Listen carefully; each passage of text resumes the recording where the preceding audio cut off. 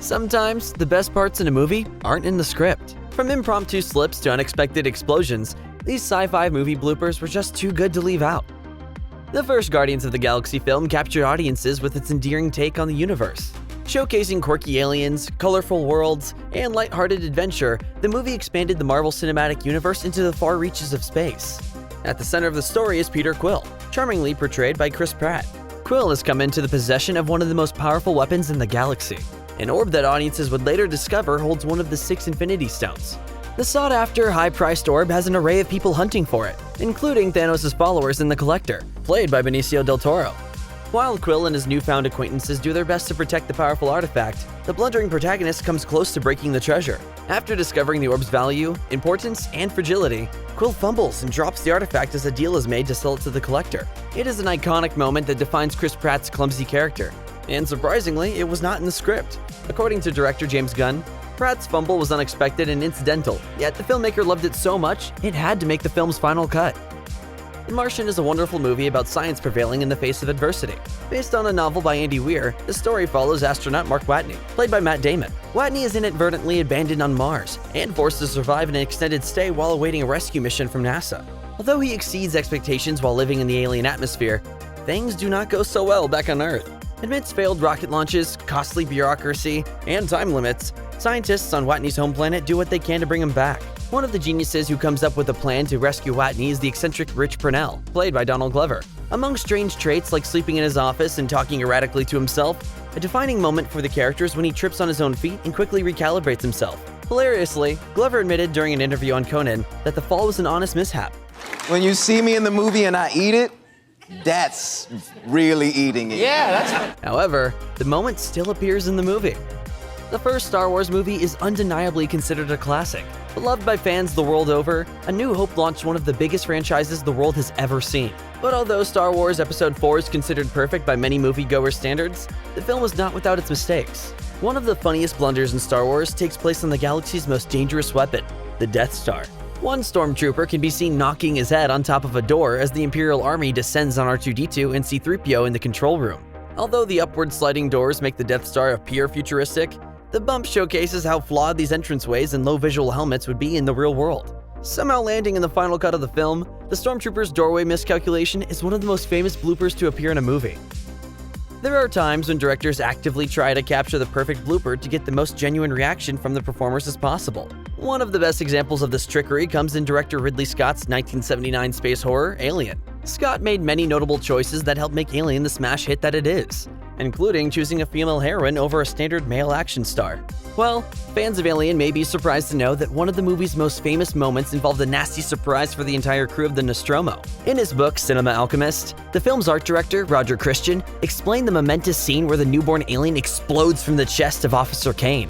Christian wrote, Ridley did not want the actors to see the setup, just to experience the horror of the moment the baby alien actually breaks through.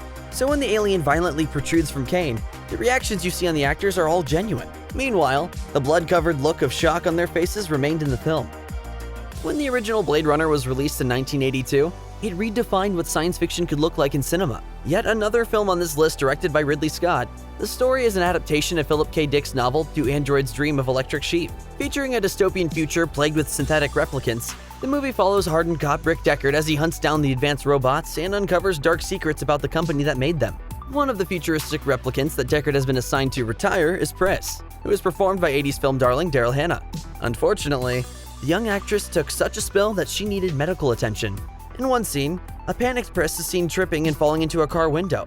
However, the tumble was unintentional, as the window was not supposed to break.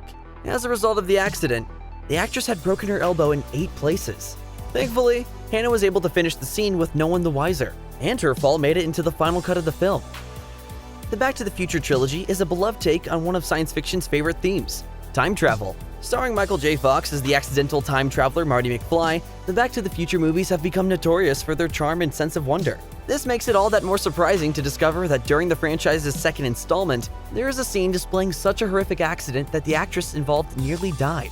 In Back to the Future Part 2, an elaborate stunt featuring the film's hoverboards resulted in stunt professional Cheryl Wheeler being badly injured. The accident can be spotted in the movie when a group of bullies chases McFly through the streets of the future town. As the trio of intimidators hit a ramp and are launched into a window, Wheeler can be spotted missing the mark and crashing into a concrete pillar. Thankfully, the stunt performer survived her injuries, but it remains one of the more terrifying real-life mishaps to appear in a blockbuster.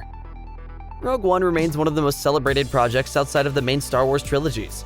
Revealing the tale of how the Rebel Alliance came into possession of the plans for the Imperial Death Star, the movie starred a cast of unique characters, including fan favorite K2SO. Performed by Alan Tudyk, the bluntly spoken droid provides the Star Wars film with most of the comic relief. However, not many fans know that many of the robot's most side-splitting lines were improvised by the comedic actor.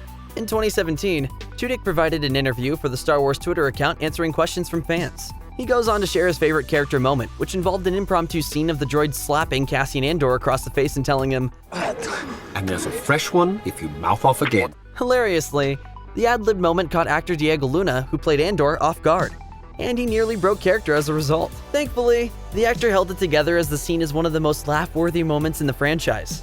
Although it may be lauded as the least loved Spider-Man movie, The Amazing Spider-Man 2 maintains some charming moments. Most of the endearing qualities from the film come from stars Andrew Garfield and Emma Stone, who portray Peter Parker and love interest Gwen Stacy. Despite their spectacular performances, however, it did not stop Emma Stone from making one of the biggest on-screen blunders of her career. During Spidey's climactic battle with Electro, Gwen insists on helping regardless of the risk it puts on her. Garfield's character is left with no choice but to force her to remain behind by webbing her hand to the hood of a police cruiser. Gwen then yells, "Peter!" She then covers her mouth, after realizing she was revealing Spider-Man's secret identity. Well, according to director Mark Webb's DVD commentary, this was a happy accident, as Stone's reaction was not scripted. Thankfully, the seasoned actress did not blurt out Andrew because the unintentional moment was fittingly placed in the film. Sometimes, there are movie extras so good that they earn a credit in the film. Such is the case with one of the most forgettable Star Trek movies, The Voyage Home. The film involves time traveling to Earth in 1986 in order to bring back humpback whales to the future so they can communicate with a mysterious probe. As such, extras for the feature could be plucked off the streets without wardrobe changes or excessive makeup. According to StarTrek.com, one background actor never intended on appearing on screen and only decided to work after her vehicle was towed by the film's production crew. Appearing in a scene where the crew of the Enterprise is searching for directions, Layla Sarah was not supposed to answer the actor's questions. Instead, the impromptu extra answered naturally and honestly. Ooh, I don't know if I know the answer to that. I think it's across the bay, in Alameda. However, the director thought the genuine moment was so good, he decided to keep it in the film. One of the more ambitious and creative sci-fi movies released in the 90s was The Fifth Element. Starring Bruce Willis as a taxi driver who's thrown into the most important treasure hunt in the galaxy, the film was the highest-grossing French film for a number of years. Featuring a cast full of eclectic and interesting characters, one of the most memorable was the villain Jean-Baptiste Emmanuel Zorg, portrayed by Gary Oldman, and his henchmen Left Arm and Right Arm. Unfortunately, much like the on-screen characters, Oldman's actors' sidekicks were also left out of the big boss's nefarious plans when it came to filming the movie. In an interview with BBC Radio 1, Oldman recalled a specific moment that caught one of his henchmen, named Tricky, off guard. At one point, Zorg opts to destroy a building but fails to share his plan with Tricky. Unfortunately, the actor was just as naive as to what was about to happen. When the building explodes, Tricky can be seen reacting genuinely to the huge boom happening behind him.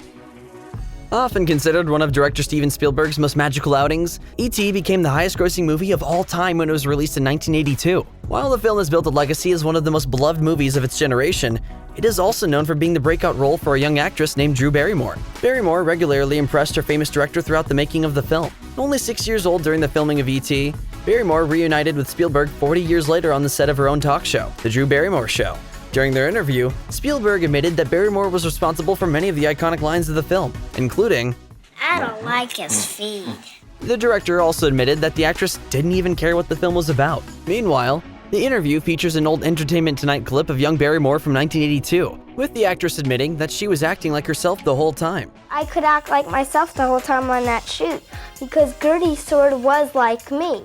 Many of the impromptu lines would have been left on the cutting room floor by other directors, but Spielberg found the magic in them and worked the movie around Barrymore's ad-libbing.